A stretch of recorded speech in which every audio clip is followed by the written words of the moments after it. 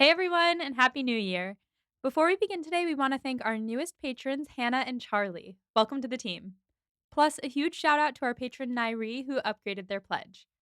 And now, enjoy this week's episode covering the second half of Clueless with our guest, Sequoia Simone.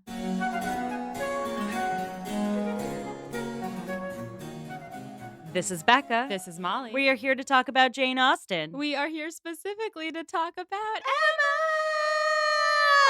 Listeners, if you're new here, I, Becca, have read many Jane Austen novels, watched many adaptations of her work, and watched Clueless a bunch of times. And I, Molly, am doing that for the first time through this podcast. If you want to hear Molly read through Pride and Prejudice or Sense and Sensibility for the first time, you can listen to seasons 1 and 2 of this podcast respectively, but that is not what we're doing here today. No, today we are talking about part 2 of the 1995 masterpiece Clueless. Yes. And we are joined today by Sequoia from various podcasts. Hello, Sequoia. Hello. Hi. I'm so excited to be back here with you two on one of my favorite podcasts. Oh, God, this is so flattering and such a pleasure. And also, since you were on this podcast last time, you've moved to New York and become our real life friend, not just our podcast friend. Exactly. Yeah. Exactly. See, this is my new thing is that I just am becoming friends in real life with all of my favorite podcasters. Yeah, which is, I mean, really the goal. Exactly. Yeah. So we're here with Sequoia in person, recording in our little makeshift podcast studio, which is very exciting. This is only the second time we've ever done this. The most crucial thing about the in-person record with the guest is also that Milo, Molly's girlfriend's dog, is here in the studio with us as well, just basically snuggled in a pile of pillows. I was like, is Milo still here? Oh, yes. Yeah. He's just made a little nest out of pillows. Yeah, he was watching the second half of Clueless with me this morning, and he had thoughts. Oh, so yeah. He said, "Can I join Yes. when you record?" And I said, "Sure, obviously." Yes. Yeah. So before we get into talking about Clueless, Sequoia, as a returning guest, you have to answer our returning guest questions. Yes. Our first question for you is, what is your relationship to Jane Austen now, and how may it have shifted since the last time you were on our podcast? Yeah, I mean, I feel like my relationship to Jane Austen is so much deeper now than it was before. And I feel like I can credit you guys a lot with Aw. that. You know, I've always loved Jane Austen because I am a romance girly. That is Mhm. who I am. That is my heart. That is my soul. So, you know, I've always loved it, but I don't think I really was taking the time before to like deep read it, you know, or like really, you know, look at like the social and societal implications and blah, blah, blah. And also to think a lot about how like those storylines are still so relevant and how like it may not be like as stark in like the class divides and you know like the society may be different but like a lot of those things are still like so relevant. So yeah, so I feel like I have a much deeper appreciation and relationship to Jane Austen, and there's been some absolutely incredible adaptations that have come out since the last time I was on this podcast. Absolutely. Completely agree with that. Also very touched to be part of your Austen journey at this point. So our second question is, what piece of Austen content are you currently connecting to right now, which might be related to your last point on our first question? I want to say that maybe Fire Island became one of my like top 3 Austen adaptations, and it's one that I've kept going back to over the last like year or so. So I would say that's the one that's connecting with me the most right now. But recently, and you guys haven't done Mansfield Park yet, but I discovered this like young adult author who like rewrites the Jane Austen novels as murder mysteries. And so I read Manslaughter Park, Oh, and it's yes. also gay. Yes. So I will also I gotta put that out there. Oh my God. Do you know the author's name off the top of your I head? don't off the Okay. top of my head. We're going to look into this. Yes. And this is also great. One of my favorite things about whenever anybody brings up Mansfield Park on the podcast is that Molly has no idea, but just hears a lot of ominous shit. For which I'm going to say, if you're going to make any Jane Austen into a murder mystery. I feel like Mansfield Park lends itself pretty Right. well. Right for it. Is that the one? I know Amanda Quain, who we had on for Accomplished, wrote a book called Ghosted, and I don't know if it's an adaptation of Mansfield Park, but I feel like if we're talking ominous shit, that sounds like, because there's ghosts in it. I think that This one was a maybe Northanger Abbey, Yeah. probably. Yeah, Is there 'cause- ghosts in Northanger Abbey? No spoilers. Northanger Abbey again is a blind spot for me in Austin. I know enough to know Northanger Abbey is #fandom content. Yeah, there is that's the other adaptation that I have been revisiting recently is the masterpiece BBC Northanger Abbey. So those are the three. Those I'll keep it at 3. I'll just keep it at a quick 3. A tight 3. My favorite part of Fire Island, back to your first one, Mhm. is when the sun goes down and they say, "You set, girl." Oh my gosh, the actor playing Kitty in that was perfect. Oh, So good. incredible. Yeah. So that brings us to our last. Who is your favorite Austin character that you like love to hate? It's so good because I I think I have to say Caroline Bingley because she's the fucking worst, but also can't leave Lucy Steele I out. was gonna say. Lucy Steele is high key. Like she feels to me smarter than Caroline Bingley. Mhm. She's like more calculating. She's smarter. She's got more to lose. So I don't know if that makes me love to hate her more or love to love her more is my caveat. With Lucy, I feel like it's a perfect answer to this because she walks that perfect line between do I love her or do I hate her? Because she is the villain, but she's also defrauding the upper classes with just her wits and her body. And I love that. Yeah, we support. Yeah. So Absolutely. And with Caroline, Zachary, when he was on the podcast, mentioned that he thinks that Emma and Caroline are almost like different iterations of each other. And I do see that so clearly in the fact that both of them think they're really good at scheming and both are really bad at scheming. Very bad at scheming. yeah, absolutely. I'm like, girl, what are you doing? Yes. You might say that they are clueless. Oh boy, that was a great segue. Great segue. Really, really good segue. Segue, vroom vroom. Well, I suppose that being said, we should start talking about the second half of Clueless. Yes. Before we get too far into it, Sequoia, do you want to tell us a little bit about your background with Clueless as a romance and rom-com aficionado? Oh boy, oh boy, oh boy. Yes. Clueless has been one of my favorites for a long time. And it's one of those movies where I feel like you just have to accept it for what it is and what it's doing. You know, like I watch a lot of rom-coms and especially like 2000s, 90s, 2000s, there were a lot of them that were doing just like these very unacceptable things. Yeah. You know, and like you watch those and a lot of times it's like, I cannot get past whatever unacceptable thing is happening here. This is one where I'm like, listen, I understand that like you gotta side eye this movie a little bit, but I am willing to look past some certain things about it and still love it a lot. I think that's perfect encapsulation. We talked about this with Kelly a little bit because it's like the things that have aged poorly about Clueless have aged very poorly, but the things that are timeless about Clueless are so tight and so good that it makes you want to appreciate them despite the less awesome parts of the movie. And Paul Rudd is so gall dang cute. He you is guys. so freaking cute. He's a vampire. He's immortal. He's immortal. He He's just never immortal. ages. It's but wild. His little sparkling eyes and the way he looks at her when she comes down the stairs, and then the way he like runs his hands through his hair and he's like, "Ah, fuck."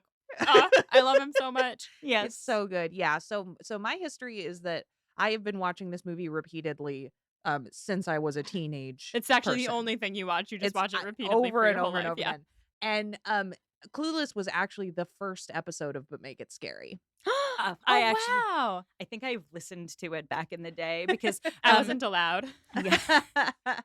Yes, because for listeners who don't know, Sequoia has an amazing podcast called But Make It Scary, where we take rom-coms and we turn them into horror movies on the podcast. And Molly and I have been on a few times now to cover some Jane Austen content. And when we first were going on the podcast, I always try to listen to like an episode of whatever podcast we're going Yeah. on, at least one. And I remember loving it because I was like, yes, yes, give me horror, Clueless.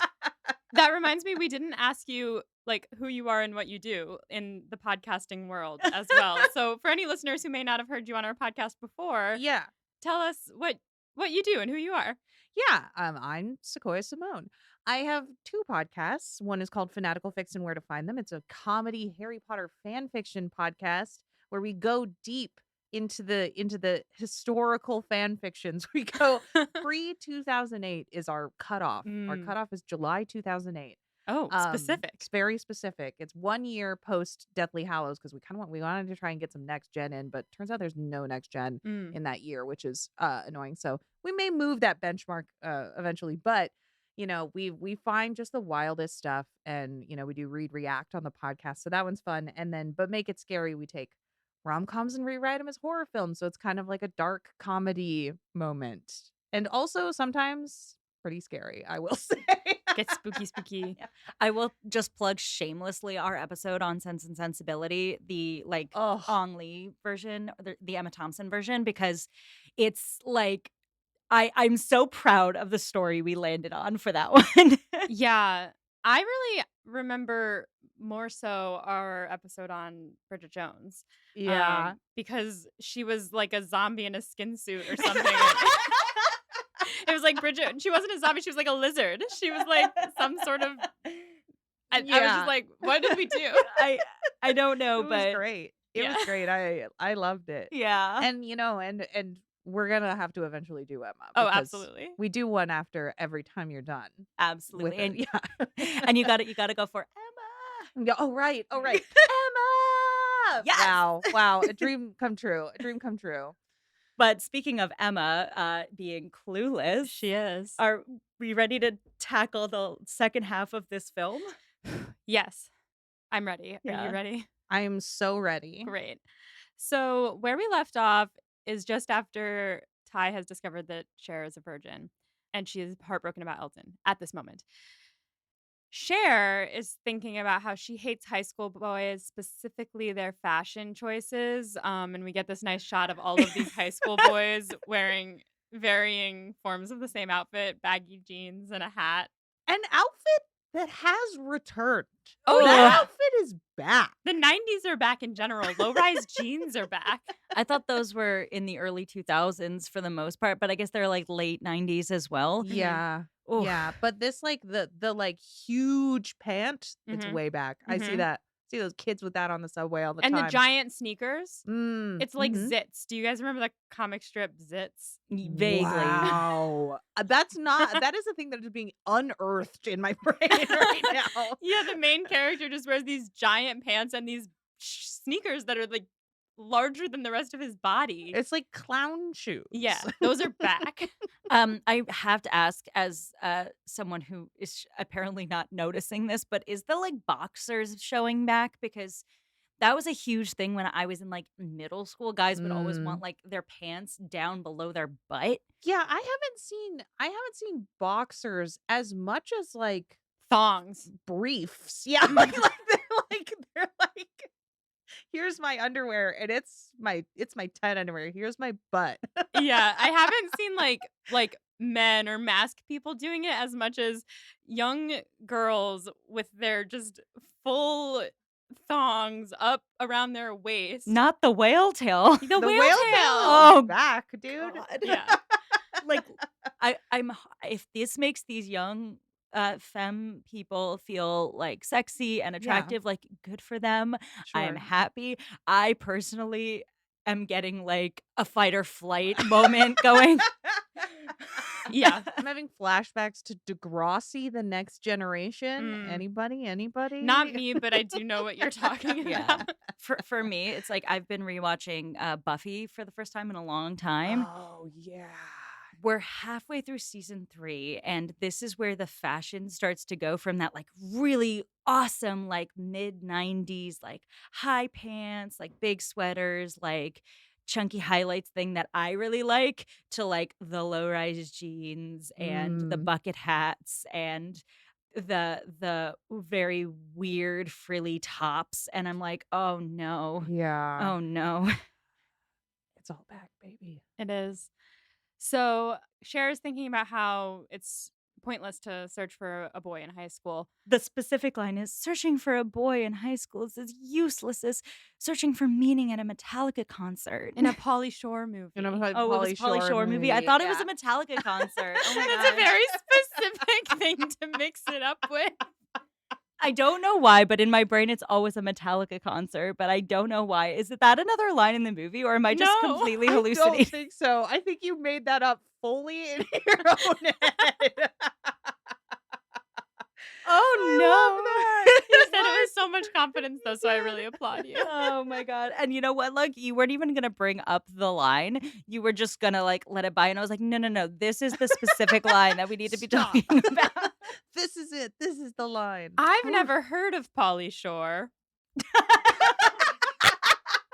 but he is in a Goofy movie which came out the same year as this movie. Perfect. Really? Have you He was in a Goofy movie?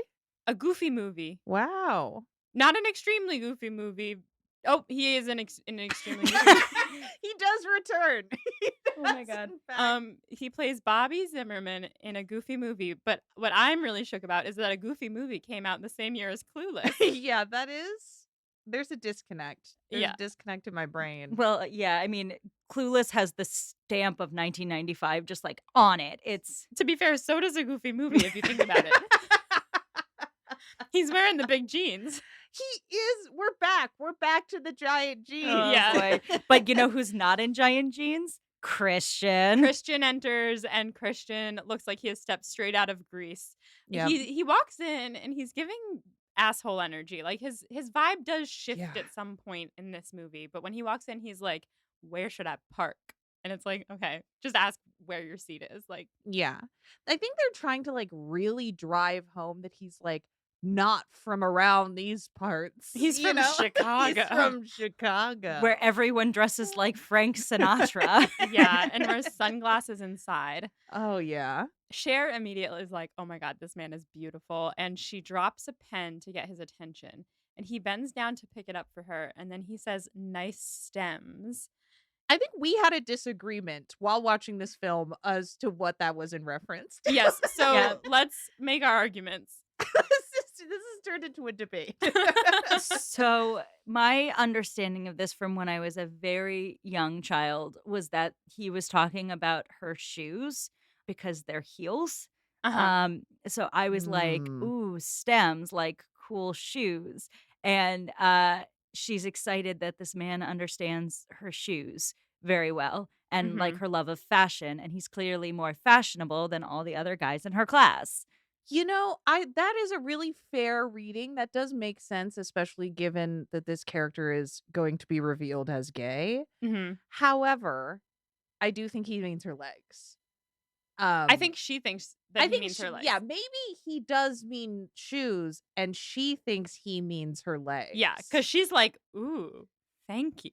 yeah, You know, this film is just such a rich text that it lends itself to so many different interpretations. Yeah. So they're making this intense eye contact, and Mr. Hall is like, "Cher, it's time for your oral." Another line which could be read multiple ways. And Cher and Christian both like snap their heads forward. They're like, "What did you say to us?" And he says, "It's time for you to give your speech." And she's like, "Oh, right, of course." And she gives the shortest speech of all time. Oh my god. About violence on TV. Yeah. She says that the attorney general says that there is too much violence on television and that should stop. But people could still watch the news. And until America is like, At peace, Yeah. basically. at peace, until peace is declared. You know what? Sheriff for president. Like honestly, She's not wrong. She stands strong in her convictions, you know. Absolutely. She's making an argument. Is it extremely eloquent or well researched or like the length of a speech? Yes.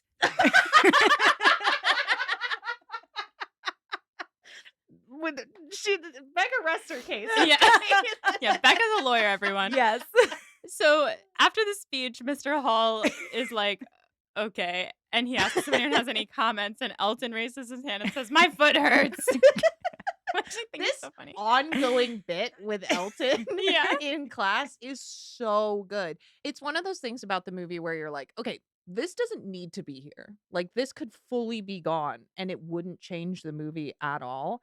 But you have to drive home the point that Elton is the most annoying dude of all time without like having very much scene with him or having him like he barely talks in Right. the whole movie. Right. So when he does, you got to make it count. This is how they make it count. And Yeah. it's so good. And it's the same with Travis in the class scenes. We don't need to necessarily see him goofing off, but we need to know that he's the best person on earth. Yeah, exactly. So when he turns to Travis and asks his opinion, he says 2 enthusiastic thumbs up. Yeah. I love him. And a huge smile. There's also a huge smile on his face. Yeah. He's so great. I love him. On their way out, Christian says that he dug her speech. Anyway, He's so annoying. He's also so annoying in this scene. he is, but it's like until you realize that he's gay, it kind of spoiler alert for anyone who's listening to the podcast and hasn't watched Clueless and is just wanting to hear the plot through us. He's gay. And when you watch back again after learning that he's gay, everything sort of if you read his interactions with Cher as not necessarily flirty, but more like, Right. are you going to be my best friend? It feels a little less annoying. It's just his language that's annoying. Because, like, Which I think goes for Christian for like most of the film. He's overwhelmingly one of the like kinder moral characters of the story, but he also is just like using the worst phrases and worst ways to describe everything going on around him that is humanly possible. yeah, he's a little pretentious. Yes. I think Yeah. that's a good word for him. Yeah. Pretentious. Though this is absolutely the kind of guy that me in high school would have been all about. Oh, yeah. And if I did have a dime for every time I fell in love with a gay man, I was in going high to say, school. same. That was literally my type. So I can't fault Cher at Yeah. all for not catching on. Exactly. I'm like, girl, I get it. Yeah.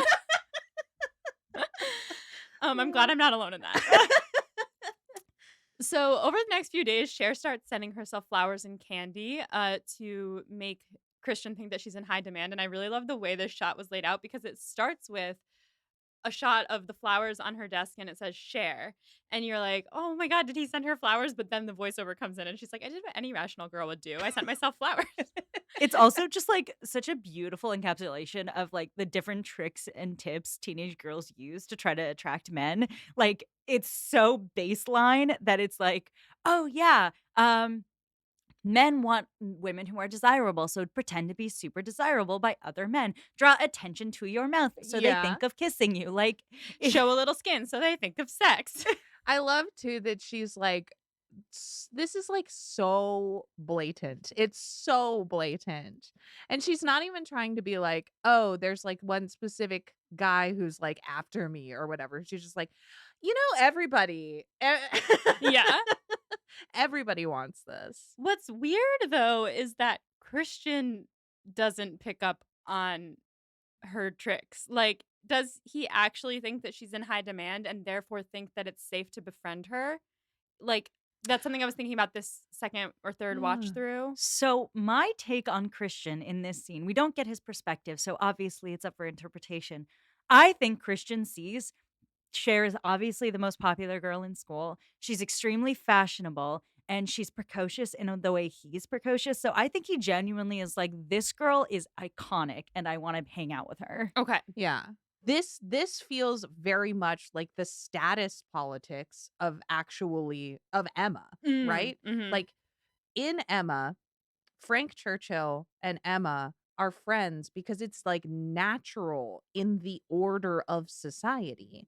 So like in Clueless, Christian is looking for his match as is natural in the society of high school. Mm. And so he's looking for the coolest, hottest girl because he looks at himself and says, me, the coolest, hottest guy. Yeah. I think that's entirely correct. Yeah, that does make a lot of sense. So, in order to befriend her, he says, "Hey, Duchess." Every time he talks, you're like, you don't have to. Like, Right? you could just I like that Mr. Horowitz calls him out on it. The first time he walks into his door, he's like, "What did This like the Rat Pack yeah, Have an something about the Rat opening. Pack have an Yeah. opening. Yeah. yeah." So he's like, "Hey, Duchess, like, you ration this weekend? I thought you could show me where all the heavy clam bakes are." I don't understand a word that comes out of his mouth. They're like, see, an out of towner. Yeah, but she gets it. She says, "Heavy clam bakes? My stepbrother's friends are having a party." And he's like, "Nice." What if we just started talking like that Should we? to each other? And now I'm gonna do that. Now I'm Yeah. gonna be like, hey, what you guys know where the heavy clam bakes If I'm are? having a party, I'm gonna text you guys. I'm gonna say I'm having a heavy clam bake. Yeah. Oh God, that sounds disgusting. That's really good. Yeah. So all of a sudden, Daddy has a very important case, and he's super busy, and Josh is helping him. Which is unhinged. I'm sorry. So there's two ways to read this. One is that Mel Horowitz, Mr. Horowitz, is completely ridiculous in having an 18-year-old participate in this like very high profile legal case. Multi-million-dollar case. Yeah. The other way to look at it is basically that, and this is also highly possible. Mel Horowitz is trying very hard to give Josh a parental figure he does not have, which is hinted at through the movie. Yes. And is Right. basically giving him like doodles to do while the rest of them are working on the case, but trying to make him feel included. Yeah, or like a free internship. Like, Yeah, but like you, internships, like I don't know, it's bizarre because like in my head, Josh is like 18 years old. Yeah. Like I have to make him 18 years old for this We story. have to. he must be 18, preferably 17, even. Yeah. Like, maybe he's a young freshman. Let's say he graduated high school early. Let's say. You know what? If Josh is 18 and Cher is 16, I'm at peace. But she's I'm at peace. 15 at the beginning of the movie. She is, but her birthday is in April. Yes. So by the time they get together, she would be 16. No, it's not that big of an age difference. But like I said on our last episode, when you are in high school and college, it's a bigger age difference than when you're both in college and 3 years apart. Valid. All this to say, there is no world in which Josh is both young enough to date Cher and old enough to be helpful to this legal case. You're so right. Yeah, they're clearly giving him too much responsibility, and Cher too later, which we'll get into because there's no way that you're putting that much pressure on a 16-year-old to help you with this multi-million-dollar case that you're going to storm out if she does something wrong. But we'll get there. So the doorbell rings and Cher calls down. She's like, "Daddy, I can't just open it. I have to make him wait a while," which I thought was so funny because it's just like such a Cher thing to do. She knows and she prescribes what dating is and should be as a person who has like clearly maybe never been on a date I don't think before. she's ever been on a date. Yeah. She's been saving herself for Luke, whatever. I don't know. Listeners, we're maybe too young for this reference, but I think this might be a 90210 reference. But it doesn't really matter. The point is that Cher's like in love with a guy on TV. Yeah. And I love this scene because it's so like insecure of Cher to be like, Josh, please let him in. Please. I need to make an entrance. Yeah. And then Josh gets the door and Christian just like barges in and he's wearing a fedora, which Josh promptly snatches off his head and shoves into his chest, which I thought was amazing. And he comes up to Mel and he says, "Nice pile of bricks you got here." And Mel is having none of it. None of it. He's like, "You drink?" And Christian's like, "Nah, I'm good, thanks." And he says, "I was asking if you drink. I'm not offering you a drink. You're about to take my daughter out in your car." And Cher comes down the stairs and the music swells and Josh looks at her in this tiny white dress and he's like, I have to say, yes. Like, okay, we talked about this a little in the first half. We're going to talk about it again. The sibling thing, bad. But putting that aside, this moment with Paul Rudd's face staring directly at Cher with his little green eyes, like, oh, it hits in the rom-com gut. Yeah, it really, really does. It really does. And this is the moment. This is like the first big moment where you're like, at least one person here is figuring out what's going on, Mhm. is starting to put the pieces together. yeah. So Christian comes in and he calls her doll face and says she looks stunning. She's like, oh, he thinks I'm so hot. Just like watching this scene with new eyes after figuring out everything, you're like, oh, duh. Yeah. He says doll face.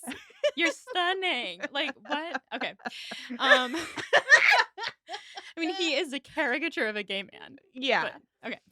So they leave and Josh is like, maybe I should go to the party too. Wait, you skipped over.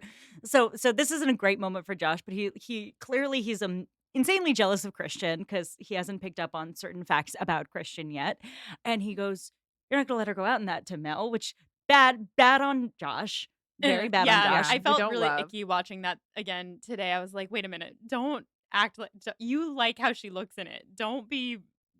Yeah, Yeah. but the exchange that ensues is worth it for him having a shitty problematic moment because Mel going, "Share, what are you wearing?" And she goes, "A dress." And he goes, "Says who?" And she goes, "Calvin Klein." Yeah, that is excellent. Then he's like, put something on. She's like, "Ah, Daddy, I was just about to. And then Yeah. she proceeds to put on the like A sheerest. just it's see-through. Yeah, It's she looks just- like she's wearing a little robe and a like a bedtime yeah. slip. Yeah. Oh, it's so good. It's very cute. Incredible. I think it might be the same shirt that she wears over her skirt later when she's realizes she's in love with Josh. And it's the cute little sweater with the skirt and then the sheer shirt Yeah. that goes all the way down to the bottom of the skirt. I actually love that That outfit. outfit's Oh, yeah. great. Like the way that she put that together. With iconic. her Yeah. with her computer, probably. Oh yeah, with Yeah. her computer. Yeah. Yeah. Also, we'll get to see this later, but her closet actually like rotates. Oh my So gosh, she can yeah. see all of her stuff. And I was like, why don't I have that? Molly, I want that. I'm looking at your closet. I know. My closet's great. Like I have a big closet. I Yeah. lucked out with my closet, but Yeah. it doesn't have a rotating thing. So when I run out of space, I run out of space, right? Yeah. Like, do I need to get rid of all the stuff I don't wear? Yes. But if I had a rotating thing, I would probably wear everything more because I'd be like, oh, well, that's, of Right. course. Right. Anyway, so Josh is like, maybe I should go to the party. And Mel is like, okay, if you think you should go to the party. And he's like, but you don't need me here, do you? Because if you need me here, I'll stay. And he's like, go to the party. And he goes to the party and he's like, I'll watch her for you. And Mel is like, okay, you do that. And then he gives this knowing smile. And it just, again, it's still weird because Mel thinks of him as a son. Yeah. Again, that part's not the weird part to me. Like him having a father figure in her dad is not necessarily the weirdest part. It's how that came about, which is the fact that they used to be step siblings. No. Yes. But it's that he's a father figure and thinks, yes, go, you have a crush on my daughter. I can see that. Like, he knows. Yeah. Could have made him a neighbor. Yeah. Could have made Could him. have made him a neighbor. Could Coulda, have made shoulda, him woulda. a whole variety of other things that Yeah. were not this. I could write a whole list and we could do Could an have- episode about it. In fact, he could have been the brother of her sister's husband. Yeah. Wild. Yeah. A wild thought. I wonder why A no one wild wrote thought. that before. Yep. So they get to the party and it's actually a ska concert.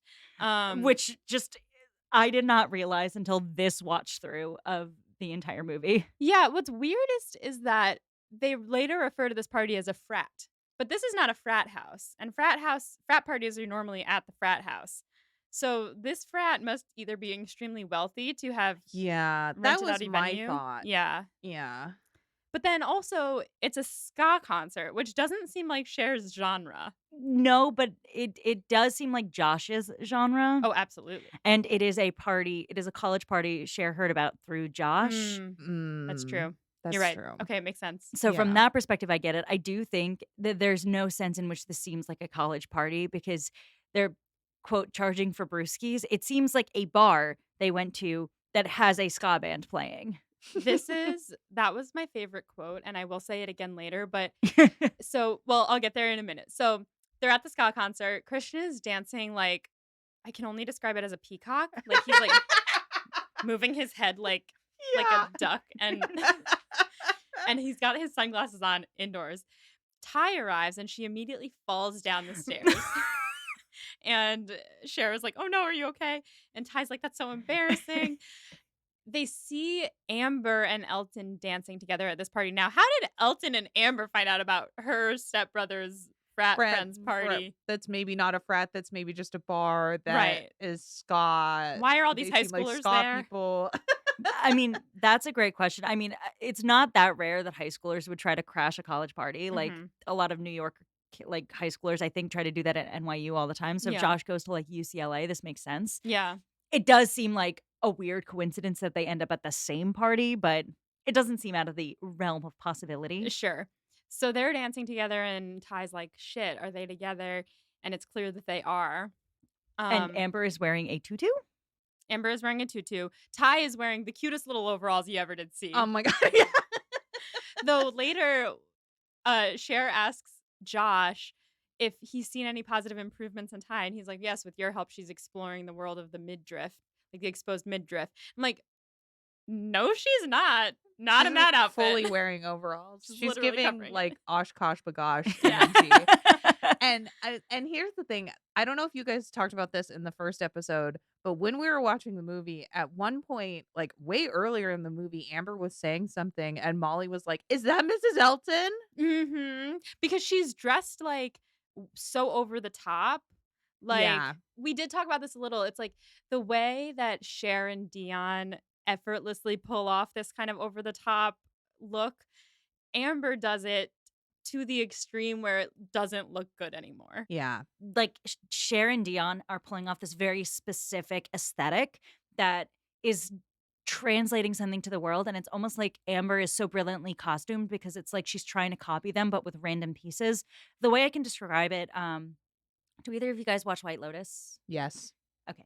So, the Molly, this will be lost on That's you, all but right. it's not a spoiler. So Portia in the second season, everyone made fun of her outfits the entire season Mm-hmm. for good reason because they were unhinged. But one of the things the costume designer for White Lotus says is that the reason she dressed Portia like that is that she in her brain, Portia spent 2 years like on social media, like seeing the world and not participating in it. And she is trying to replicate that sort of maximalist Yeah. look, Yeah. but kind of failing Yeah. because she doesn't quite have the eye for it or the understanding of the aesthetic. And I think that's what Amber's costuming is in this movie. She is trying to capture what Cher and Dion have going on naturally and what Cher and Dion clearly understand about fashion, but she's not doing it correctly. So it comes Right. off very jarring. Yeah, like, Yeah. after Cher's speech, Amber is like, "I thought it reeked," and Cher goes, "No, that was your designer imposter perfume." So good. Yeah. Yeah. I think the tutu in this scene Mm-hmm. particularly, she looks a little unhinged in this scene, Mhm. but if the tutu were styled correctly on Dion, I think it would look great. Absolutely. Exactly. And I think this is actually like a really smart way to translate Mrs. Elton because you could argue Mrs. Elton is putting on the airs of the society that Emma is in, but not capturing it correctly because she was not Yeah. born and bred in that society in the same way. Right. Absolutely. So they're watching Amber and Elton, and Ty's like, "Do you think she's pretty?" And Cher is like, "No, no, no, she's like a Monet," which is Cher trying to be more intellectual than she actually is. I mean, maybe this is a good comparison, but like, she says that Monet looks nice from far away, but up close is just a big mess, which is a bold statement. It is. I mean, or, like it's a statement upon the brilliance of the work Mhm. that, that minusculely you don't know what's happening, but when you look up, like Yeah. you could, another one of these things, you could interpret it various ways. She could be being very smart right now, but I think probably not as much. Well, when you think, I guess, no, you're right, because people do say that about Impressionism. Yeah. Where up close, obviously, you don't know what the big picture is. If you step back, it's the big picture. But then actually, it's a compliment to call someone a Monet because they're complex. And Right. Yeah. It is a compliment to call them a Monet in terms of like personality, but she means it as a huge insult because she's basically saying if you look at Amber from very far away, she's pretty, but if you get up close, her face sucks. Which is a very mean thing to say. Very rude. Yes. Very rude, in fact. she says, let's ask a guy. And this is when she turns to Christian and she says, what do you think of Amber? And Christian lowers his his sunglasses. Which he's wearing He's inside. Still wearing inside. Yes. And he says, Hagsville. And you're like, look at that gay man. Yes. That was when I started to suspect. So But you were both there. yeah. The Yeah. moment that I really understood was immediately after this when he goes to get drinks and they're watching him and a girl puts her hand on his shoulder and he is deep in conversation with the bartender. The male The bartender. male bartender. And this was great because we were all of us watching it together, and Mike and Molly at the same time, neither of whom has watched this movie before, perk up in their little queer seats and go, "That's a gay guy." Yep. And Cher says, "Well, look how he ignores all the other girls." And I'm like, oh, yeah. sweet summer child. Yeah. So he comes back and they're dancing, and Ty is standing alone between two of the tallest men that I've ever seen. Like, their heads are not on the Yeah. screen, and she's just like standing there with her short little self in between them. And Cher is sad because Ty is sad and lonely. But then Josh comes over to Ty and says, so I think we were born to move." He's so cute. He's trying so hard. It's ridiculous. There is nothing more endearing than a handsome man being sweet and not being able to dance. Yeah, That's it. Yeah.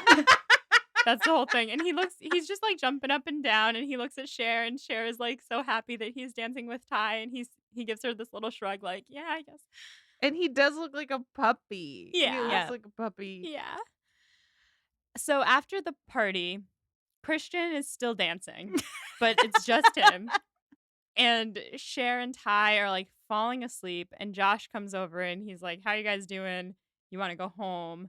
And they call Christian over, and Christian's like, "No, there's gonna be an after party with these guys." Some random, like the crew. Like Yeah. this. So I will say that for the first time ever, when I was watching this movie with you guys, I realized that scene is where Josh realizes Christian is gay. Oh yeah, because he watches him dancing with Cher, and he's like dancing with this guy, and Cher is dancing next to them, like not knowing what's going on. And She Josh is in fact clueless. Yes. Boo. Continue. Yeah, Josh has this look on his face like, wait a minute, that's not a straight person. Yeah, so totally figures it out there. Christian stays, Josh takes the girls home. And in the car, Cher is like, "Don't you love Ty? Isn't she great?" And he's like, yeah, whatever. And they decide that it would be really dope of them to get takeout for her dad and the other lawyers because they're going to be up so late. Which also, several times during the ensuing scene, I had to ask, what time is it? Because it was like already 1 a.m. when they left the party. Like, Yeah. it seemed like it was the wee hours of the morning. That can happen. It can happen, but then they got home. They gave the food to the lawyers, and they were very grateful for it, and then proceeded to watch TV, eat Cheetos in jeans, and his mom calls asking if Josh is there. She sounds very awake. Nobody's mom is awake at that time. I think there might have been a passage of time. Oh. Because you are correct. If that had just all been part of the same, like, uninterrupted timeline, that would be fucking wild. A passage of time makes a lot more sense. I believe there was. So they get takeout for the lawyers. They're all very grateful. And this is something that, like, Josh likes that Cher thought of this on her own because it's something nice to do for the world. And the whole movie is really about Cher learning how to care for other people instead of just herself. So they get takeout for her dad. Then they eat Cheetos, and she's like brushing her hair. And she's like, sometimes I have more fun when I veg out than when I go partying. I know that sounds insane. Which to us sounds It's like- completely reasonable. Yeah, that's how it is. That's what it is. Yeah. Yeah. Would I rather eat Cheetos with a guy I had a crush on and watch cartoons, or would I rather go to a ska concert? Much rather eat Cheetos. Yeah. Cheetos. Yeah. So his mom calls, and he's like, "Don't tell her I'm here." And Cher's like, "What's that all about?" And he says, "She wants me to come home for spring break." And Cher's like, "Duh, like, why aren't you going home for spring break?" And he's like, "Well, dad number 4 is going to be there, and he is always mean to me." So Cher's like, "Why don't you come stay with us? There'll be all these parties. It'll be fun." And he says, "Well, how fun would it be for you to have your like big brother figure hanging around?" And she says, "Josh, you are not my brother." Right. Which is like so rough in this context, but then you think about like the Emma context where they're like, who should I dance with? You, if you'll ask me. We're Mhm. not so much brother and sister Yes. that we can, you know. And like when it happens in Emma, it's like fine Mhm. because they're not brother and sister, and it's fine. And in this context, it's like, stop reminding me of the thing you did. That is my least favorite part of this movie. Right, exactly. Stop pointing it out. So then we get this amazing shot of a phone, a home phone from below, and it looks like a monolith, and the music from 2001: A Space Odyssey is Yes. playing, and it's so unnecessary, but I love it. It's like so random, and the phone rings. Which leads me to believe that that was all the same night, actually, going back to the timeline thing, because Christian said, "I'll call you tomorrow." No, because she says Christian said he'd call tomorrow, but in boy time that meant Thursday. So you can imagine my astonishment when Yeah. he called me while I was packing Daddy up, and I think she was packing him up to go on some trip the next day. I think he called her either the next day or the day or like 2 days. Yeah, I think that Earlier than Thursday. yes. Yeah. Okay. You're right, the timeline is wonky. It's a little funky, but they also don't explain. I think maybe her dad is going to visit his parents or something, because she said something about we're going to Malibu at the beginning of the movie.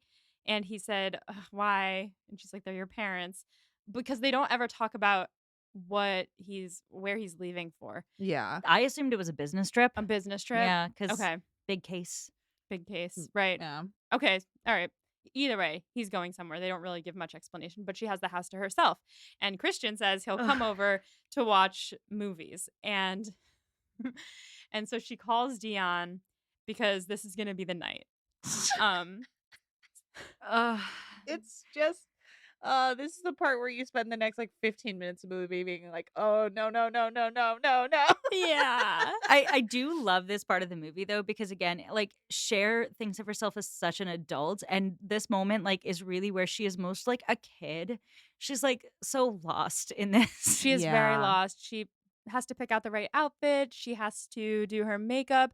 Most importantly, she knows that it's important to have something baking if a man is coming over. Oh my gosh. Which, for our dear listeners, the three of us and Mike did watch this together, and we did put an entire log of vegan cookie dough in the oven in order to enjoy with this scene. I Yes. think it's like really crucial that you guys know Sequoia brought the vegan gluten-free cookie dough. And it was in a tub, and I said, no. And I formed it into a log Yeah.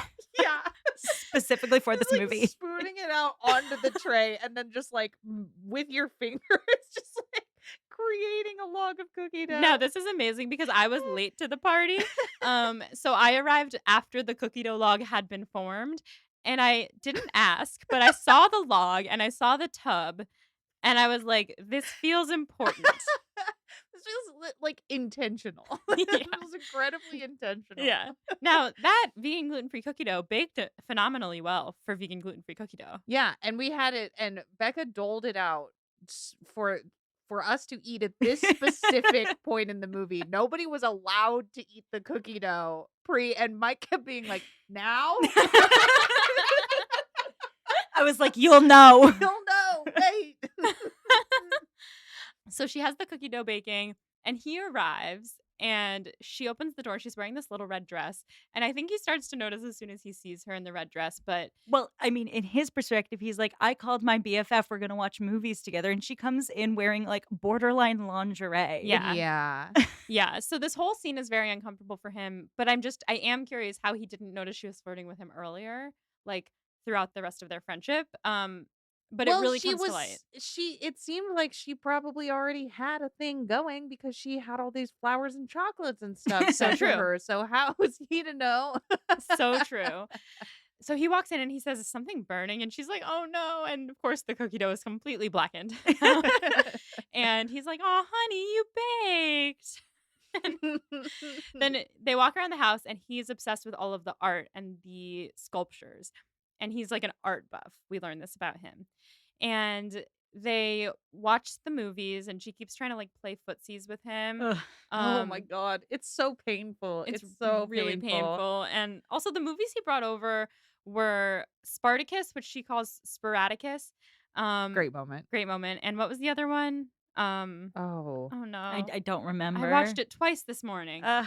God. Well, they're not very romantic movies. So I No. again And it's all about him being in love with Brock Hudson? No. Oh. Yeah. It's all about him being in love with the male star of these movies. Yeah, they are very, like, male-centric movies. Yeah, they're like, look at this hot shirtless man that we are watching here together. And she's like, what if I rub my foot up and down your leg? And you're And like, that's not the vibe. No. That's not the vibe. And he's like, "What's up?" And she's like, "My feet are cold." And he takes a pillow and puts it on top. He's like, stop. Which is, a sweet gesture from a friend. Yes. She then falls off the bed and he's like, "Are you okay?" And she's like, can I get you some wine?" And like from the floor. And he's like, "No, you know how wine makes people want to feel all sexy." And she says, "Oh, that's okay." And then you see the dawning on his face and he's like, I have to leave. I'm tired actually. Oh my God. And so they go to the door and he says, "You're great. We're friends, right?" I actually really love that moment. Me too. He turns, because it's like he starts to understand there's the misunderstanding in the relationship, but he does care about her. Yeah. Yeah. And he does want to be her friend. Yeah. And this is where we realize that Jane Fairfax is just the gay agenda. Yeah. So yeah, at some point in this sequence, we paused the movie, and because we were talking about the fact that there is no Jane Fairfax in Clueless, and Jane Fairfax is indeed just the fact that Christian, aka Frank Churchill, is a gay guy. Yeah. It's just the gay agenda. Yeah. So Cher thinks there's something wrong with her. She's like, "Why didn't he want me?" And she's asking Dion while Dion is learning to drive from Murray, which again, you cannot learn to drive from a fellow 16-year-old. That's just illegal. I get the impression that Murray is a year older than them. Okay. So he's already licensed. He is Yeah. experienced in this. Okay. All right. That makes sense. That's fair. They're in the car. Dion's like, maybe he was really tired. And Cher says, I mean, he does dress better than me. What would I bring to the relationship? Which I thought was a hilarious line of delivery on her part. And she says, well, I can't believe I almost had sex with him. And Murray's like, who'd you have sex with almost? And she says, Christian. And Murray starts laughing. And he's like, okay. He's like, you guys. He says, your boy is a... Have you met that guy? He says he's a disco dancing Barbara Streisand ticket holding friend of Dorothy. The Barbara Streisand ticket holder is really what did it for me. Yeah. I was like, that's hilarious. And they're like, oh, what?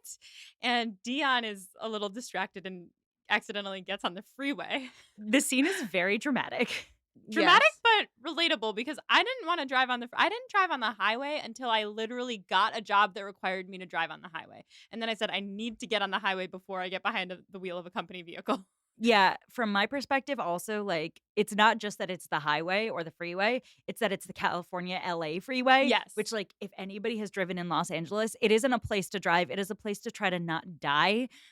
Sure. And also, they're in a convertible. So all of the sounds are just like there in their face. And there's like 12 motorcycles that just whip around them. And there's an old lady flipping them off. And there's a giant truck that tries to run them over. And they're all screaming the whole time. And when they finally get off the freeway, they stop on the exit ramp. They do, in fact, hopefully the shoulder of the exit ramp. You would hope, but it doesn't appear that they do that. They don't seem to pull over. Sort of stop. They do just sort of stop. Yeah, which is more dangerous than to continue moving on the freeway. I love driving in California. Sorry. Really? I do. I love the Gives freeway. you a rush? I love driving in California. It's aggressive. It's aggressive. It's offensive, is what it is. It's an You're on opportunity to offense get the rage out. sometimes. Yeah. Learning so much about Sequoia as a thrill seeker. It's like, damn, I don't want to go skydiving either, but some people like it. Yeah, true. So when they get off the ramp, or when they're on the ramp, I guess, Cher watches Dion and Murray make out with relief. And she's like, okay, then Dion's virginity went from technical to non-existent. And I realized how important love is and how much I want a boyfriend of my own. Oh, because she Cher. avoided death. And now she's like, what is there to life? So luckily, Christian becomes her favorite shopping buddy. And now they are actually just best friends. She has let go of wanting to be with him. I love it. Yes, it is the redemption arc for Frank Churchill that we really wanted. Yeah, truly the least problematic Frank Churchill of all time because his only miscommunication is simply gay. Yeah, which we love. And like if you watch the movie, he's actually not trying to hide the fact that he's gay. Cher's just Not clueless. Yep. Yeah. So they're at the mall and they're talking about a jacket that he bought, and I love it. She's like, Whatever, like Carpe Diem, you looked hot in it," which I thought was so funny. And Ty is flirting with these random guys that she met, and then they take her and they dangle her over the edge of the railing in the mall so that her head is hanging down and she's screaming because they could literally drop her and murder her. This is, like, actively terrifying. So scary. Yeah. And Christian runs over and pulls her back and like pushes the guy and, saves her. I will say that I thought it was interesting that they kept this savior of Ty being a thing that Christian does, which is what Frank Churchill does Right. in the movie. And that's what leads to the miscommunication that Cher thinks that, or not Cher, that Emma thinks that Harriet likes Frank and Harriet really likes Knightley. They kept Christian being the one to save her instead of making it someone that there could be a miscommunication about, but because there isn't ever a miscommunication in this one. Yeah, they just sort of they throw out the idea of the miscommunication entirely, Mhm. which is fine. I think they just sort of replace it with the idea that, like, she's had this near death experience and all of a sudden she's more popular than Cher, Mhm. Yeah. which I think really serves these characters a lot better than a miscommunication would have served these Totally. characters. Mhm. Yeah. Yeah. So it's a decision I agree with, but it is really interesting that they used something that was like they used a piece of Emma to get there Mhm. that you wouldn't have thought. Yeah. Yeah, I totally agree with that. I think part of the thing about Emma that doesn't translate well to the modern era is the fact that there is never a moment where Harriet gains power over Emma in their dynamic, which makes sense if you're in the Regency era because Right. by nature of their stations in society, she would never gain power. And so like the scandal is that Harriet thinks that she is getting closer to Emma's level of power, but she simply cannot. Right. Right. That doesn't obviously work in this day and age, and they're dealing with high school popularity as the social currency, Right. and that is ever moving, so it's much more interesting, and I think you're right, it's great to use a piece of Emma to get there. It's much more interesting to make the breakdown between Cher and Harriet, that Harriet has gained power over her in some regard, has gained social currency and class, as opposed to having it be that Harriet has forgotten her place in society or school, so to Mm. speak. Mhm. Yeah.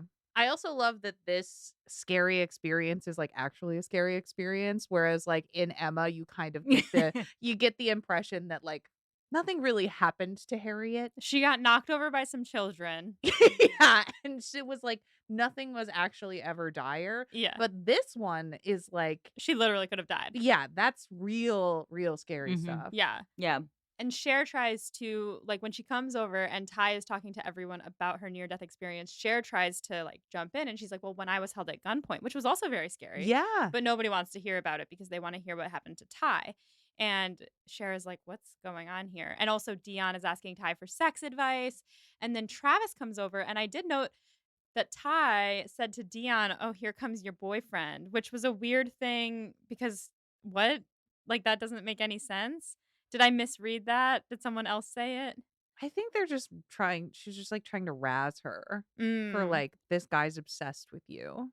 But it's Travis. Yeah, I think there's I think it's honestly just like a poor joke on the part of Ty, which one could read as total brilliance from Amy Heckerling, in the Mhm. screenwriting, as like Ty's not like even making the joke in any sort of direction because she's projecting her own feelings for Travis Oh, she's onto trying to be others. mean by saying, "Oh, look, here comes this guy that ooh, it would be so gross if he liked you." Yeah. But really he likes her. Yeah. Yeah, so he comes over and he tries to talk to her Ugh, and she's like, the slackers hang out on that grassy knoll over there." And he like walks away looking so it's dejected. so No, sad. devastating. How dare she? Yeah. And Cher starts to know, she watches Travis walk away and she's like, "Oh no. What have I done?" What did I do? I've Like, created a monster. Travis is actually a nice guy and Cher knows that. And you start to see like she's like, "Oh, I shouldn't have really like shut him down so quickly because now Ty is looking out of her league." Like she doesn't know yet who Ty is looking out of her league at, but Then it's time for Cher to take her driver's test, and she cannot find her shirt, the shirt that she wanted to wear for the driver's test. My white collarless shirt from Fred Yes, Siegel. exactly. And she's calling Lucy, which is a fun Right. reference to Yes. whatever the show is I called. love Lucy. I love Lucy. Whatever the show's called. that little known sitcom. Yeah. She goes to ask Lucy where it is, and Lucy's like, it's at the cleaners, and Cher's like, well, it's too late. Also, there was something about the gardener, and the fire department was coming, something about the garden. And she was like, you said you were gonna ask him, and Lucy's like, well, he's your gardener. Why don't you talk to him? And she says, you know, I don't speak Mexican. Ooh. Wow. That's a rough moment. Yeah, it actually was not treated as roughly in the movie as it should have been. Like, it should have been a bigger deal than they made it out to Yeah. be. Yes. But she did. The problem was that so this hypothetically is Box Hillgate, Yes. right? Box Hillgate is her saying something mean to a person who's like kind of in like a station below hers Mhm. in front of a bunch of people. Right. But they didn't do that. They had her do it in front of one person. Right. But it's the Which- person that she cares the most about hearing his opinion of her. Exactly. And so like not only did he did make a deal out of Yes. it. He was like, what is wrong with you? He's like, she's from El Salvador. That's an Yeah. entirely different country. Yeah. He could have made an even bigger deal out of it, but also it's lessened by the fact that she didn't do it in public. Mm-hmm. I agree. I think what they're trying to do here is Cher has some of those feelings of embarrassment and loss of status from the situation with Ty at school that is sort of the context behind this interaction. And so they're sort of layering on top this ridiculously racist comment onto those feelings of insecurity and feeling like she's doing everything wrong anyway, and then adding the scolding from Josh. But to me, that cheapens the actual insult Mm-hmm. because it means that it's in the back of her head compared to everything else going on in her life. And then they do write it off almost immediately because in the next scene, she mentioned she apologized to Lucy. Right. We should have seen her apologize to Lucy and learn from Yeah. that mistake. Yeah. Like if you watch like any adaptation of Emma, even the ones that are streamlining the story, you get those moments of agony where Emma's like replaying what she said to Miss Bates in her head and really having to like grapple with how horrible that was. And here it's like, oh, says racist comment. Lucy gets offended. Josh calls her out on it. And she's like, oh, so it's my fault. And then the next scene, she's like, oh, I feel awful about myself. I apologize to Lucy, but something was still nagging at me. Right. And the thing that's nagging her is that Josh called her a brat. So it's not even like she has really learned her lesson. I think Yeah. the implication is that it was enough to just simply say I'm sorry to Lucy for Yeah. the comment, which I would think a little bit more would be warranted after, that Yeah. remark, but it's not the most carefully done thing, and it's not the best adapted version of Box Hillgate by any stretch of the imagination. Yeah. So she's distracted when she goes to take her driver's test, and she almost kills a biker. She She really, really like fucks up a car really bad. she crashes into a Yeah. parked vehicle, and the driver's ed teacher like tells her to get out, and they switch, and she's like, "Is it over? How did I do?" And he's like, You almost killed someone. You can't park. You can't switch lanes. You almost killed someone. You can't make a right-hand turn. turn." So she fails, and she's like, "Oh my God, is there anything I can do? Like, isn't there anyone above you?" And he's like, "I am the messiah of the driver's test." So she gets home very dejected, and Josh and Ty are in the backyard playing hacky sack together and giggling. Because it's the 90s. Because it's the Because it's the 90s. 90s. College students in 2013 were playing hacky sack. Well, that is because of where we went to school, not because of what college students were doing. Oh, I just assumed that when he was playing hacky sack, I was like, yes, that is something that philosophy students do on the regular. So she tells Josh not to lecture her on how driving is a big responsibility that she's not ready for. And he's like, I didn't say anything. And she's like, well, you're thinking it. I think Cher's thinking it. Cher is thinking it. Yeah. She's learning. So Ty has a little box of Elton treasures that she has brought to burn. And she's got the rag that had the ice in it when she got her concussion. and a little tape of Rolling with the Homies. Rolling with the homies. Yeah.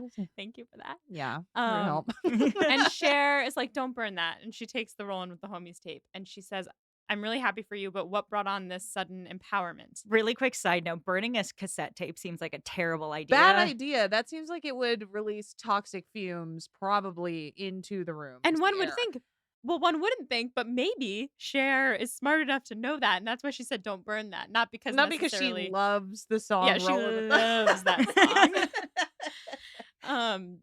And Ty is like, I met this guy. You got to help me get Josh. So again, just completely erasing the misunderstanding. It's like, no, this is who I like, and I want you to help me. And Cher is like, do you think he likes you back? And Ty's like, yeah, he's always like touching me and tickling me, and he flirted with me that time that he danced with me at the party. I love every time you do a Thai quote, you start getting a little into her accent. It's so cute. Well, you gotta. And Cher looks like she's gonna quote unquote Ralph. And Ty is like, oh yeah, I know what that feels like. The other day Josh was saying that guys like college girls because they wear less makeup on their face. Now, was she gonna throw up because he said that? Or why did she bring up that specific moment? I think the idea is she's not at all paying attention to Cher's feelings sure. and just is excited to be talking about Josh and herself, which Right. is a direct reflection of how little Cher cared about Ty's feelings at the beginning Yeah. of this movie. So true. Mhm. So Cher says, well, I don't think that you and Josh would mesh well together. And Ty says, well, why am I even listening to you anyway? You're a virgin who can't drive. And then she raises her eyebrow and does like a little face at Cher. It's so good and devastating. It's way harsh, Ty. It's way harsh, Ty. way harsh, Ty. And again, this is like a perfect moment in the film because again, we're doing the humbling of Emma Woodhouse / Cher Horowitz. And it is one of those moments where it makes her so small because at the beginning of the movie, Ty just assumes that Cher is this incredible force of nature. And then, like, through the movie, she learns more and more that Cher is just a kid like her. And getting it down to you're a virgin who can't drive makes her sound like, in teenager terms, a loser. Yeah.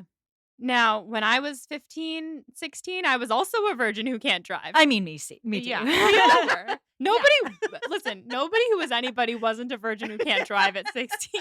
Yeah, if you were a non-virgin who could drive at 16, You're you not probably cool. peaked in high school.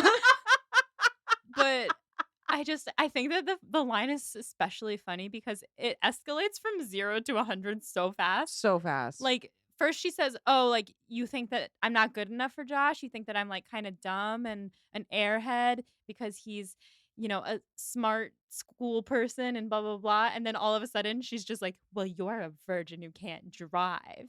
And it's just so, yeah, brutal. harsh. Way harsh, Ty. Way harsh. Yeah. Yeah. Ty leaves and Cher's like, I need to go for a walk. So she goes for a walk and All by Myself starts playing. It's a flawless needle drop for the moment. Oh, yeah. She's walking around town and her voiceover is saying that she's done everything wrong. Wait for it. I was totally and utterly clueless. Ugh. We were counting how many times Clueless was said while we watched We this were. movie. It's dropped like 6 times in Yeah. the movie. Yeah. Yeah. Do a shot every time Clueless is said. She's thinking about it. She gets distracted by a cute dress. She goes and buys the dress. She continues to walk around and she's like, why does she even like Josh? He's not even cute in a conventional way. I mean, he's a slob. He just hangs around the house all the time. And the more she thinks about it, the more she slowly starts to realize maybe he is kind of cute and maybe he's her best friend and maybe music swells, a fountain goes off and turns pink behind her and she says, I love Josh. I am majorly, totally, but crazy in love with Josh. Yeah. Oh. Now, all of a sudden, she doesn't know how to act around him, and she's sitting next to him like, "What do I do?" And they're watching the news, and he's like, "Are you okay?" And she's like, She's, like, sitting up so straight.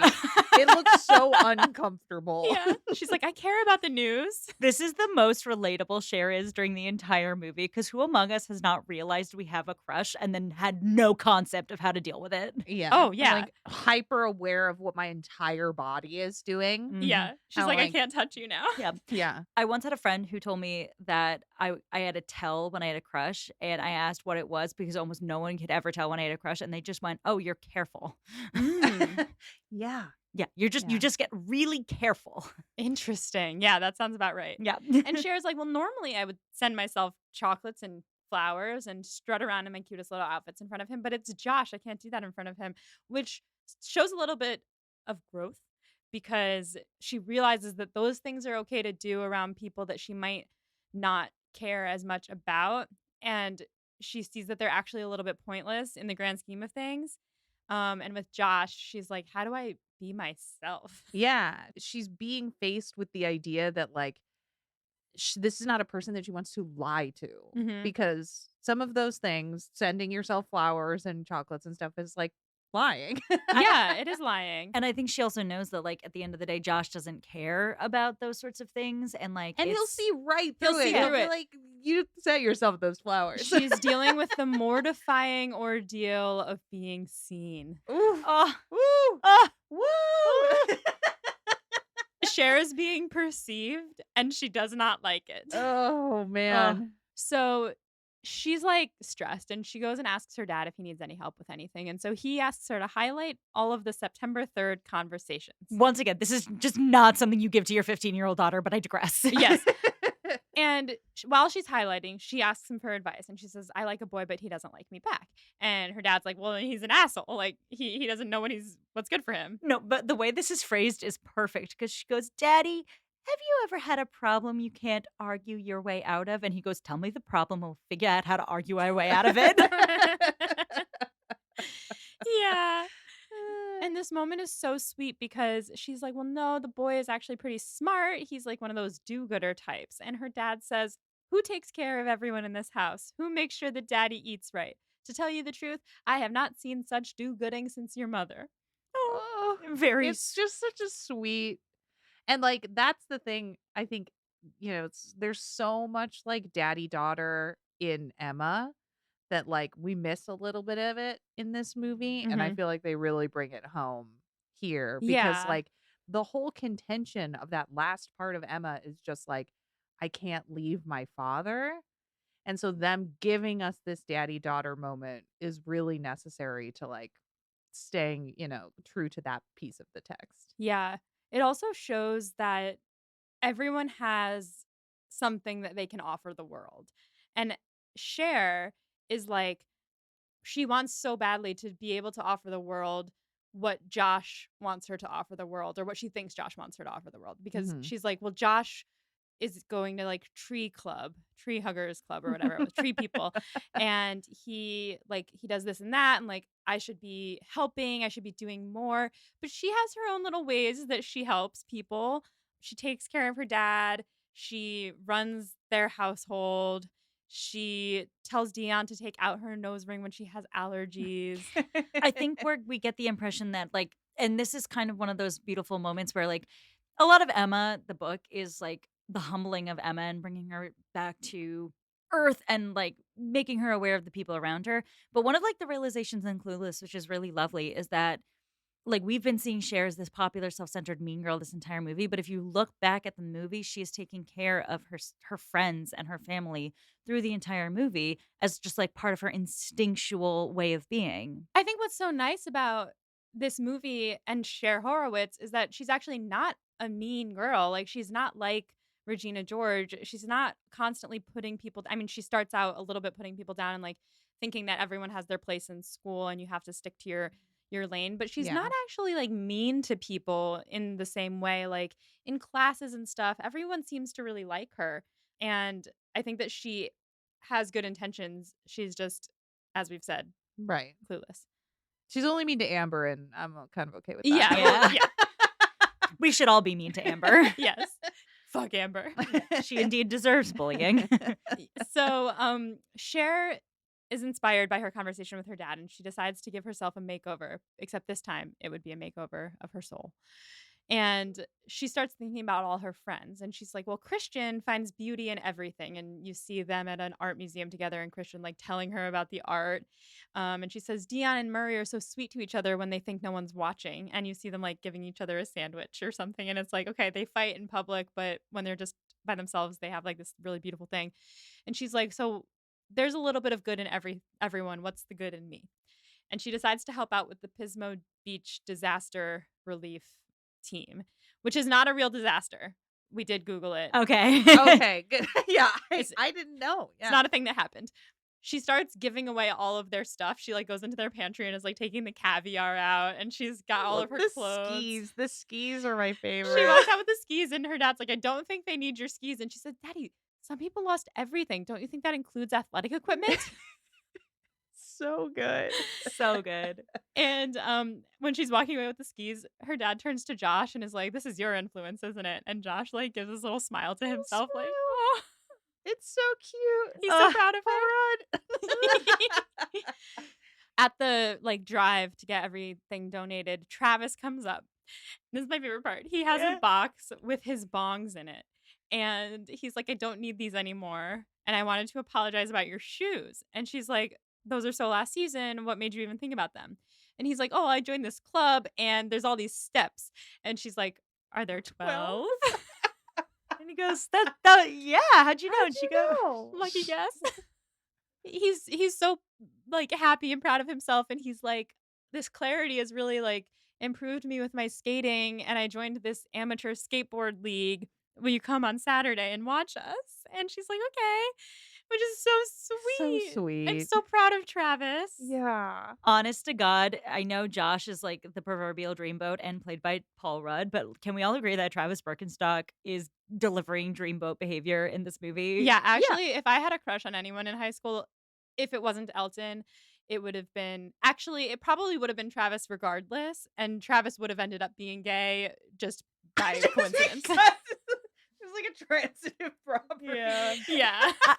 I think there's a world in which both like after high school, Ty and Travis both are like, maybe we were just gay the whole time. I mean, Ty does say she's never had any straight friends before. Exactly. So they go to the skateboard show competition, and Ty and Cher make up, and they both like apologize profusely for what they've done, and they're all good, and they're giggling because Travis waved to Ty, and Cher watches him, and she's like, I had no idea he was so motivated, like he's doing so well for himself. And then Ty is like, I did, and there's sparks flying. Oh.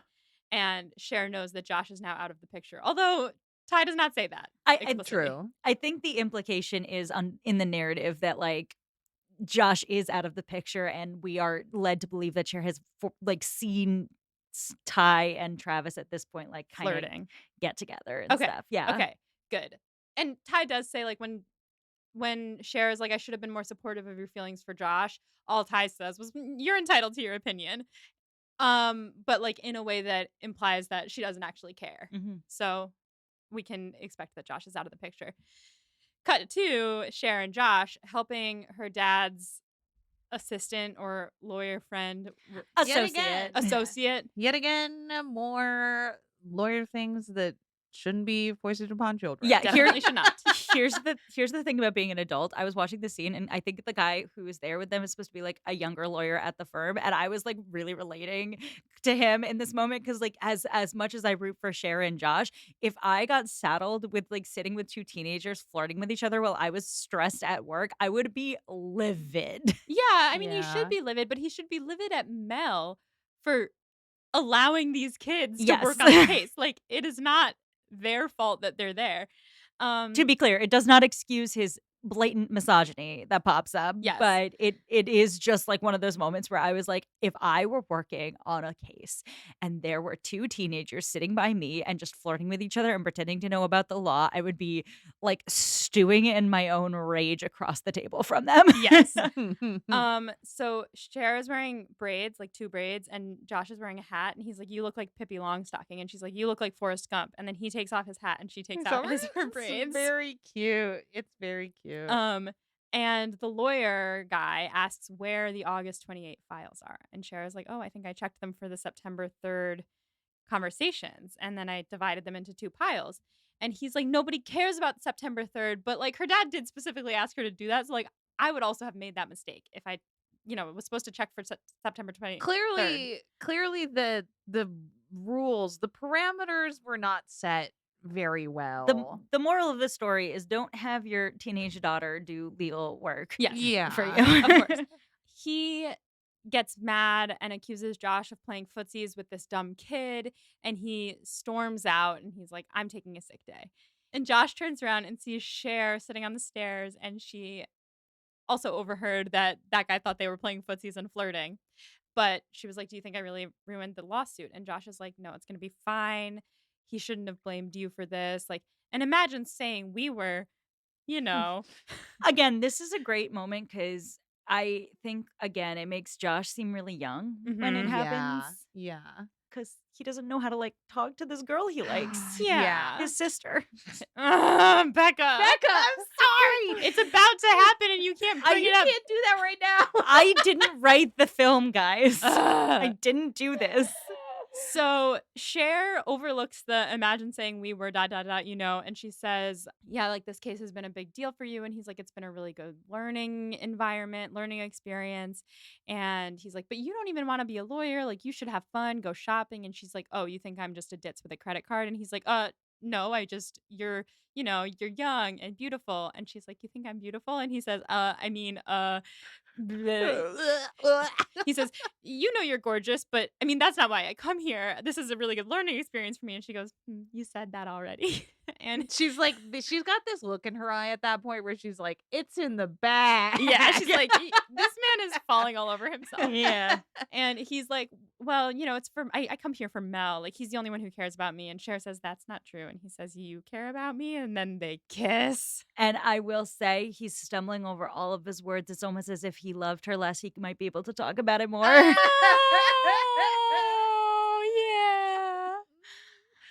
yeah. Yeah. Oh. Exactly. He cannot make speeches. No. Yeah. And then her voiceover says, "You can guess what happened next." And we cut to a wedding. And then she goes, "As if I'm only 16 and this is California, not Kentucky." Which I thought was very funny. As if. As if. The wedding is between Miss Geist and Mr. Hall. And it is in Cher's backyard. Is it in Cher's backyard? I recognize the waterfall that earlier Josh was sitting in front of. Oh. Now, this might not be supposed to be Cher's backyard. It might be supposed to be like a venue of some sort. Right, but they had to use like The same set. Yeah. I mean, this is hilarious because we were watching the film the first time through and Mike was just like, how are these public school teachers making enough money to have this really fancy wedding? Well, because Cher donated her backyard to their use. Yeah, Cher is so obsessed with their love story that she is in the wedding party. In the wedding party, which is really wild. Like I cannot imagine like actively in high school being in the wedding party for one of your teachers. For two of your teachers. One of whom you're probably their least favorite student, but like with love. I think Mr. Hall hates her, but also finds her very amusing. Exactly. Miss Geist probably loves her because she helped out so much with the thing. Yeah. And also all of the students are there. Yeah. At the wedding, and all the teachers are there. Like, I can understand the teachers being there. Now, I did go to my 3rd grade teacher's wedding. She invited the whole class, and a few of us did go. So I can see inviting some of your students to your wedding. Yeah, sure. I was invited to my 1st grade teacher's wedding, but also we were her first year teaching. Yeah. And it was like she got engaged like while we were there and was like showing us all the ring and everything. Cute. It was very cute. And we were 6, so it was very much one of those like sweet like Yeah. have a bunch of little kids at the wedding situations. But it's weird because none of these children are very involved in school. They're all teenagers who hate school. And like also just like, do they know that Cher set them up? Because it seems like they wouldn't put her in the wedding unless they knew that she set them up. In which case, they should be a little bit confused as to Right. why she set them up. Which would lead them to know that she did it to improve her To improve her grades. grades. Right. Which, like, Plot holes. I don't know if I was a teacher and I found out that my student set me up but did it for their own personal gain. I'm not entirely sure that I would put them in my wedding party. And not only in the wedding party, but the only person in the wedding party. Like, it's just her standing next to Miss Geist. That's so my God. sad. So, does Miss Geist have no No friends? friends? Which makes me really Oh. sad. She invited the gay gym teacher to the wedding. Why didn't she put her in the wedding party? Such a good question. These are Good all question. really good This is a questions. good question. Yeah. Like I said, this is a rich text, and there's Yeah. a lot of room for cinematic analysis Yeah. here. Amy Yeah. Heckerling, if you want to come on the podcast, we'd be happy to have you. Oh my god, yes. So they're at the wedding, and the girls after the ceremony are all talking about their future weddings and like what they want to wear. And Murray is like, I'm Wait. completely bugging. Wait, before we go, Wait, did I skip something? I love this part so much. You go ahead. So that this is the part where like they're describing their weddings, and it's very specifically Dion's description of her wedding, which is that she wants to be wearing Oh, yeah. a sailor dress, but little like a gown, and she wants all of the bridesmaids to wear sailor hats. Yeah, I And it's did the forget way about that. she says it and the way she uses her hands when she does it, just like it's one of the most perfect moments of the whole movie, honestly. I think we need a Dion spinoff because, like, she is very fashionable, but her hats have been wild throughout the movie. And so when you hear sailor dress, that's a gown. Like, it's very difficult to picture that, right? But Dion could pull it off. Oh, wait, Sure. listeners, the ones who drew us Emma Yes. in the yellow plaid Regency era dress, can you draw Dion in her little sailor wedding dress? Preferably with an empire waist. Yes. Yeah. And the sailor hat. She can be wearing the sailor hat, But it's a veil. but it's a veil. Yes. And then I want also the bridesmaids' dresses and the matching sailor hats. This is a tall order. So, wow, yeah, I can't believe I forgot that. And you know, obviously Ty just wants a floral motif, It's which a is really floral motif. yeah, a woman ahead of her time because I feel like everyone's getting married with a gown that has like little flowers embroidered on it now. Oh yeah. yeah, one of my good friends just got married, and she had rose petals in her veil. It was beautiful. Gorgeous. Yeah. So anyway, Murray is like, okay, stop talking about your weddings. Like, we're 16. I'm completely bugging. And Josh says, I'm bugging myself. Paul, no. And he like takes a little bite of whatever he's eating or a little sip of his drink, and everyone's like, "Oh my god, he's trying to be hip because he's so old." Because he's so old. And then the gym teacher comes over and she's like, "Guys, she's about to throw the bouquet," and she is so excited. She's like, over here," like as if they're catching a football or something. And Josh is like, "We have a pool going for whose girl's gonna get the bouquet, and it's up to $200." And Cher's like, "Don't worry, it's in the bag." And they go over and Cher catches it, but then she and Amber like get in a fist fight over it for a minute. Oh yeah. And then she comes out victorious and she and Josh kiss. And as they're kissing, Josh brings his hand up and there's one boingy curl in Cher's hair. And he just takes it and just like boings it ever so gently. Honestly, I love it. I'm into it. It's great. And that's the last shot of the movie. It's perfect. Wow. No notes. Just a few notes. But Yeah. they're not important. They're not important. I mean, I want to say it's a flawless movie. I think we've established it is, It is not a flawless movie, unfortunately. No. But Yeah. yeah. But neither is Emma a flawless character. So it's kind of Mhm. perfect for her. Yeah. Mhm. It makes sense for this movie to not be a perfect movie. It is still imminently watchable and a great adaptation in its own right. Yes. Yes. Which brings us to Becca's study questions. Yay! All right. Favorite line delivery. Sequoia. This is so hard. This is one of the This most is so because they're like iconic across the board. They really are. I might have to go with, but Daddy, some people lost everything. Don't you think that includes athletic equipment? And then, So like, good. she cocks her head and, like, walks away dragging the Yeah. skis. Yeah.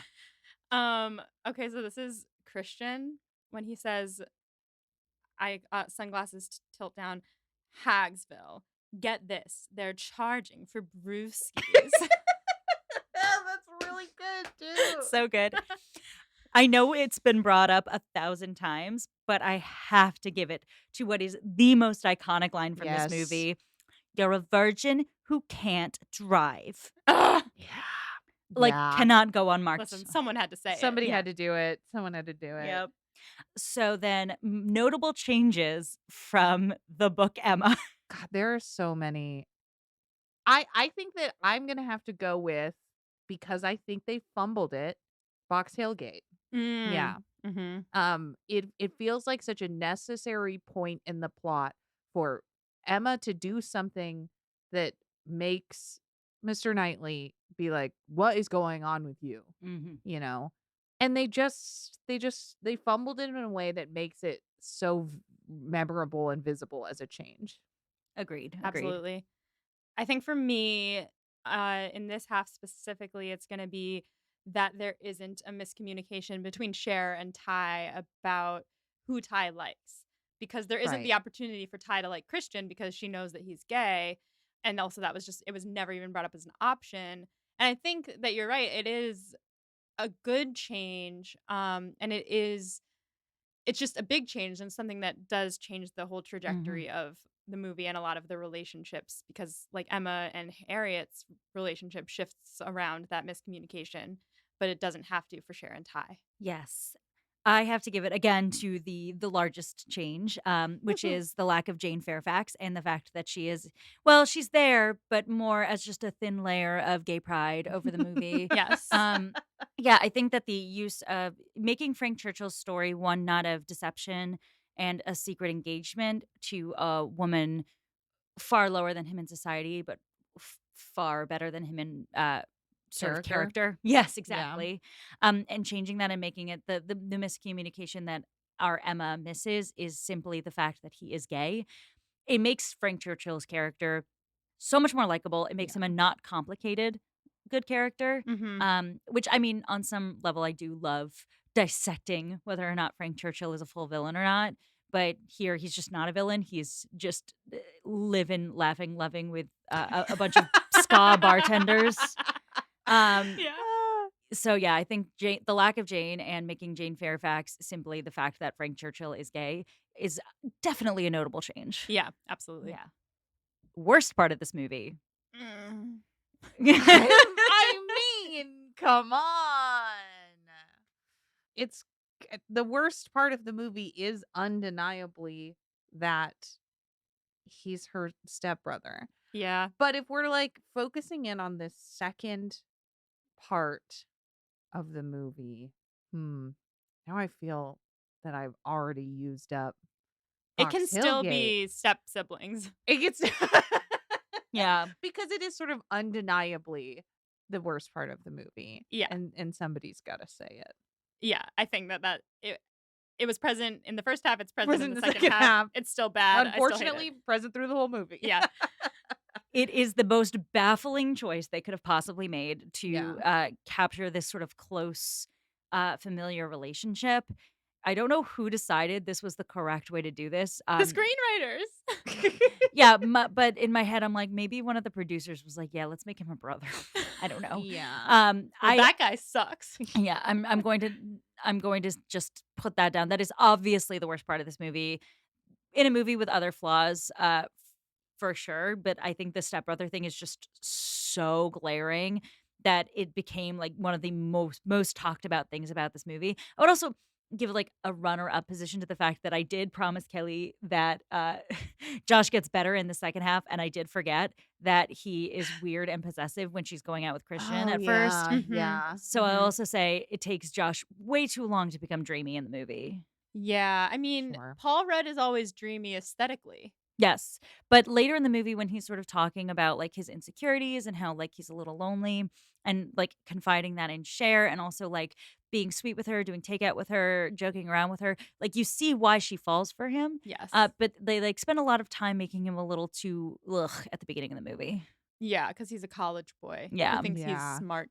exactly. And also a little possessive and weird. Yeah. Best part of the movie. That's really This hard. is really hard. I think for me, Travis Birkenstock is just such a joyful little bean. And throughout the movie, he's just consistently unproblematic, which is something that we really love in a man. Mm. Yeah. I gotta give it to the outfits. Mm-hmm. I think wardrobe just absolutely smashed it on this. Yeah. Every character is just exactly right. And like we were talking about with Amber, even they're like, getting across these like character quirks with these small characters that you don't get a lot of time with Yeah. purely through costuming. You watch Ty grow through costuming. I just love the whole bit where Cher thinks a shirt is gonna be that it's gonna make her driving test better. Yeah. And oh, the bit where she puts on the sheer thing over Ugh. her tiny white dress. I just like the clothes, the costuming experience. I gotta give it. Gotta Yeah. give it. It's an incredibly well costumed movie, and I said this before, I'll say it again. It is so well costumed that it like ushered in a new era of fashion because it was just so iconic. Yeah. I think the best part of this movie on whole, I'm gonna tie it back to Jane Austen. I think that the brilliance of pulling the satirical elements of Jane Austen's work as it made fun of the upper classes in Regency era England and using that same satiric energy on 1990s Beverly Hills culture. It's such an obviously different culture, Yeah. Mm. but it's the same winking eye of like someone trying to capture how dumb these upper classes are through a character like Cher or Emma and being bathed in this world of privilege. I think it's just so well done. And I think it's such a great way to capture what Austen was going for in her time in a context that makes sense to a more contemporary audience. Yeah, and it's self-aware Yeah. about it. I mean, that's the point of satire, but it reminds me of when I was watching Schitt's Creek for the first time, and I was trying to convince someone to watch it, and they were like, "I'm not interested in watching a show about rich people. I don't This care." was definitely Mike. It was probably Mike, yeah, okay. And yes, it was. I remember the conversation. And similarly, like one might think I'm not interested in watching a movie about rich people, but because it's self-aware and Yeah. it's not saying we should all aspire to this level of privilege, it's saying look at this privilege and how dumb it makes people.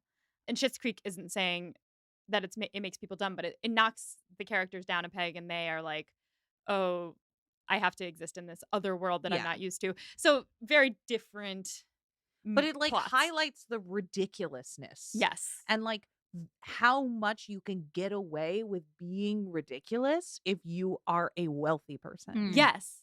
Yes, exactly. It makes the journey of Emma slash Cher so rich, the entire story, to know that she has to learn how to be a little bit more of a person the entire time because, yeah. And just like also having just fun playing Yeah. around in the pool of making fun of rich people. It's what Jane Austen does best. And I think they, It's timeless. Yeah. Making fun of rich people is timeless. Yes.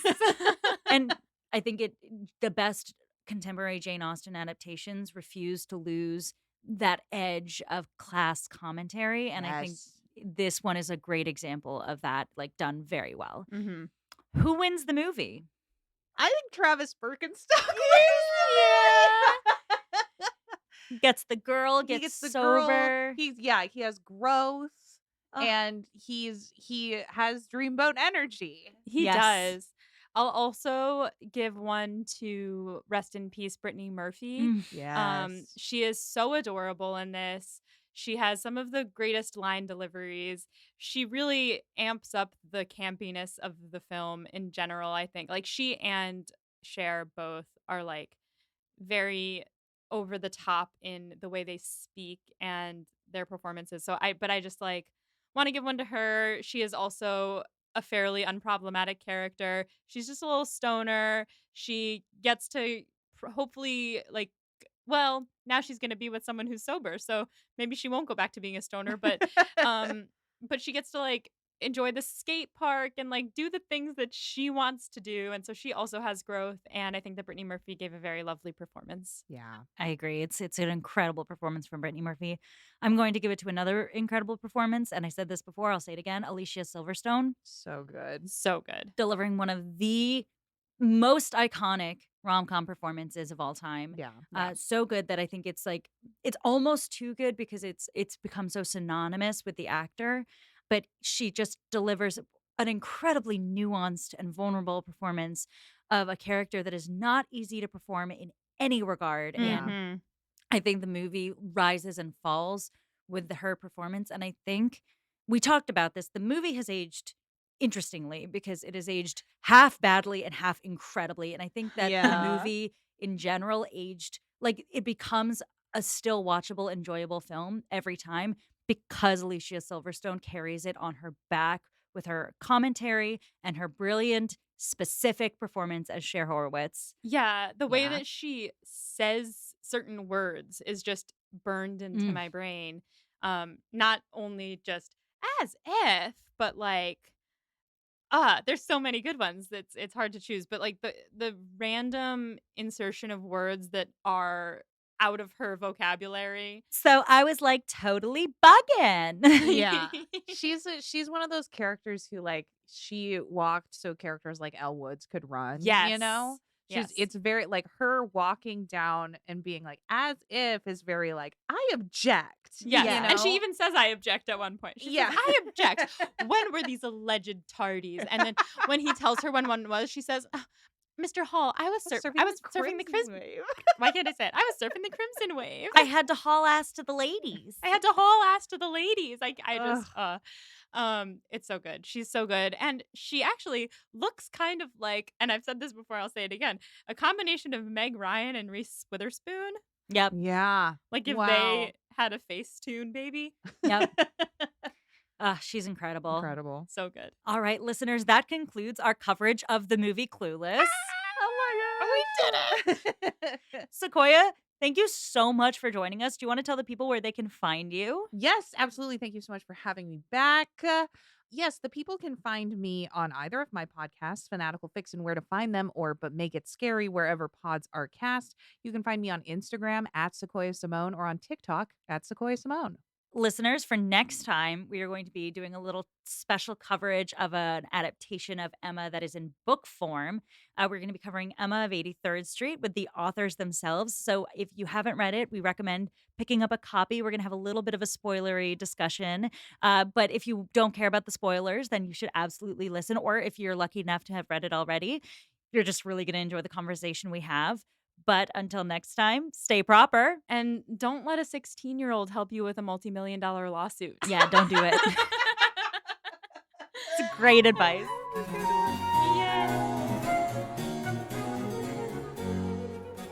Pod and Prejudice is edited by Molly Burdick and audio produced by Graham Cook. Our show art is designed by Torrance Brown. Our show is transcribed by SpeechDocs Podcast Transcription. For transcripts and to learn more about our team, check out our website at podandprejudice.com. To keep up with the show, you can follow us on Twitter, Instagram, and Facebook at Pod and Prejudice. If you love what you hear, check out our Patreon at patreon.com/podandprejudice to see how you can support us, or just drop us a rating and a review wherever you listen to podcasts. Thanks for listening.